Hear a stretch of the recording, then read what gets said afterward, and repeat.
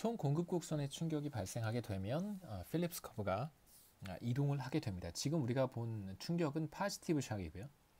반대로 네거티브 샥이 발생한다면 총 공급 충격이 마이너스가 된다면 필립스 커브는 아래쪽으로 이렇게 이동하게 될 것입니다.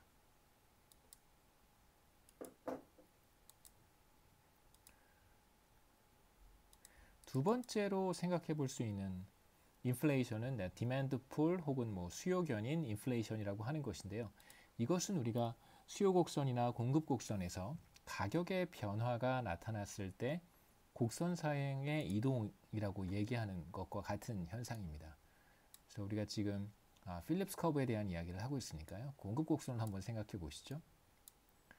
자, 만일 이제 가격이 변하게 된다면, 자, 이쪽이 그냥 일반적인 공급 곡선입니다. 필립스 커브가 아니고, 가격이 상승한다면 다른 조건이 동일할 때 기업은 공급량을, 시장 공급량을 이렇게 늘리겠죠.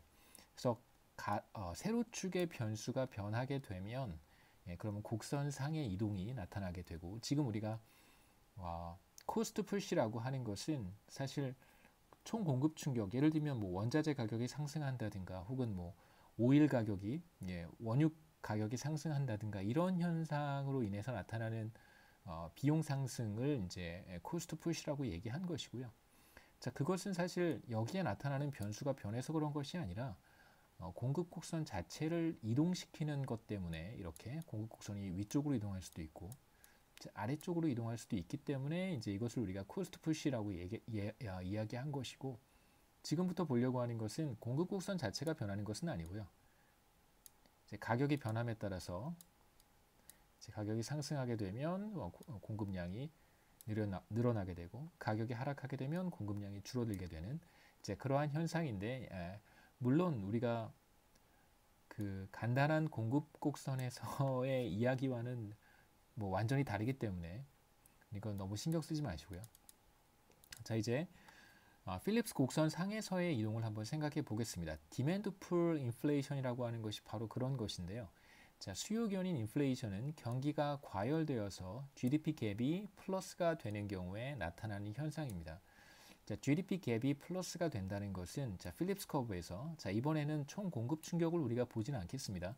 총 공급 충격은 기본적으로 필립스 커브를 이동시키는 것이기 때문에 필립스 곡선을 이동시키는 것을 우리가 지금 보는 것은 아니잖아요. 수요 견인 인플레이션입니다. 자, 필립스 커브에서 이제 GDP 갭이 플러스가 된다면, 자, 그렇다면 어떤 현상이 나타날까요? 바로 이어서 그림이 있으니까 그림을 한번 보시죠. 자, 최초에 점 A라고 하는 장기 균형 상태에 있었습니다. 그러면 GDP 갭은 제로가 될 것이고 T 시점의 인플레이션 레이트는 T-1 시점의 인플레이션 레이트가 같아져요. 그렇기 때문에 인플레이션의 증감은 제로가 되는 것이죠.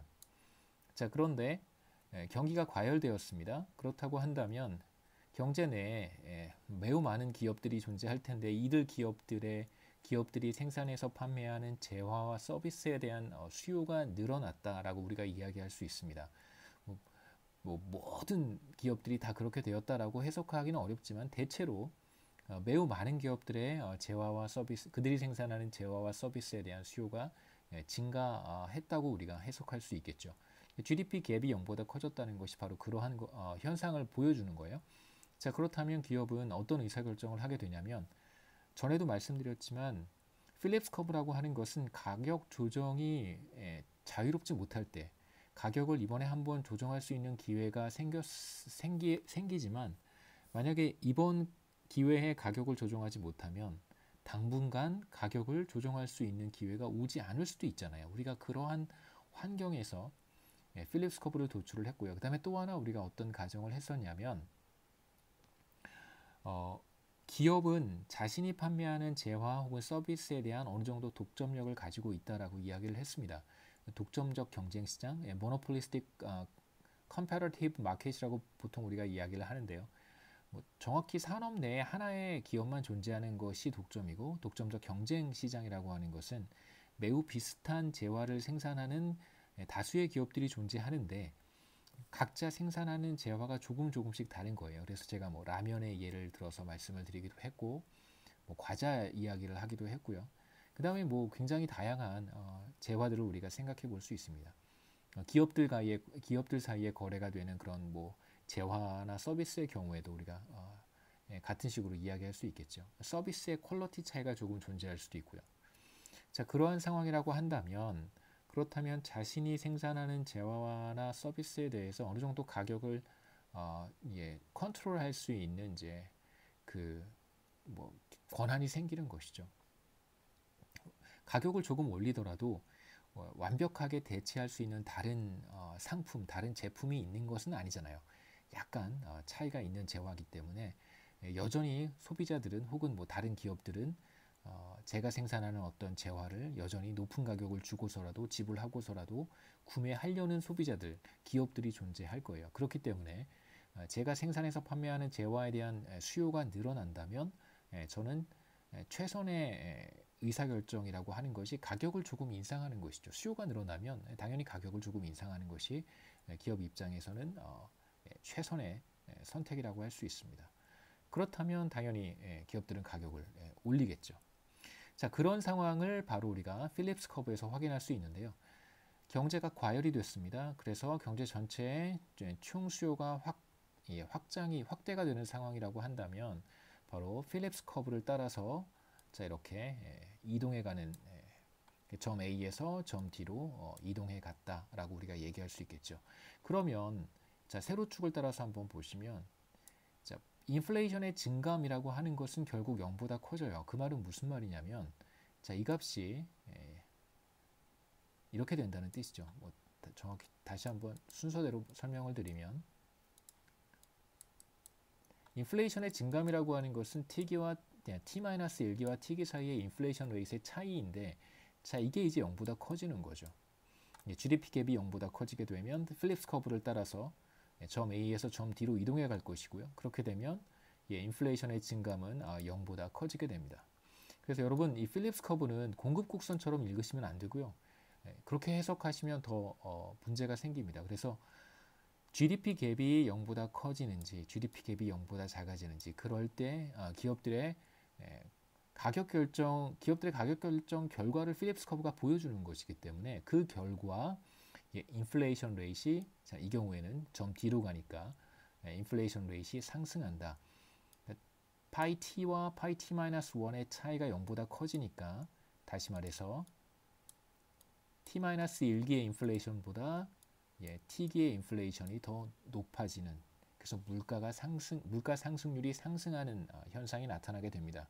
이게 바로 디맨드 풀 수요 견인 인플레이션이라고 할 수 있겠죠. 반대로 경기가 침체가 된다면 경제 전체의 수요가 줄어들어요. 그 GDP 갭이 마이너스가 됩니다. 그러면 당연히 기업들은 자신이 판매하는 재화나 서비스에 대한 수요가 줄어들겠죠. 그럼 당연히 기업들은 가격을 인하할 것이고요. 자, 가격을 인하하기 시작하게 되면 모든 기업들이 다 그렇게 하지는 않겠지만 다수의 기업들이 그러한 의사결정을 하게 된다면 물가 상승률은 이제 떨어지겠죠. 인플레이션 레이트이 하락하는 현상이 나타납니다. 디스인플레이션이겠죠. 그렇죠? 그래서 파이 T는 파이 T-1보다 작아지는 현상이 나타나요. 그게 바로 이쪽 영역에서 나타나는 것이죠. 그래서 필립스 커브는 여러분 뭐 꼭 읽으실 때 어떻게 읽으셔야 되냐면 GDP 갭에 의해서 인플레이션 레이트의 증감이 결정이 되는 것이다. 이렇게 읽으시면 안 됩니다. 공급 곡선은 이렇게 읽는단 말이에요. 우리가 지금 보고 있는 필립스 커브는 여러분 이렇게 읽으시면 안 됩니다. 인플레이션 레이트이 GDP 갭을 결정하는 게 아니고요.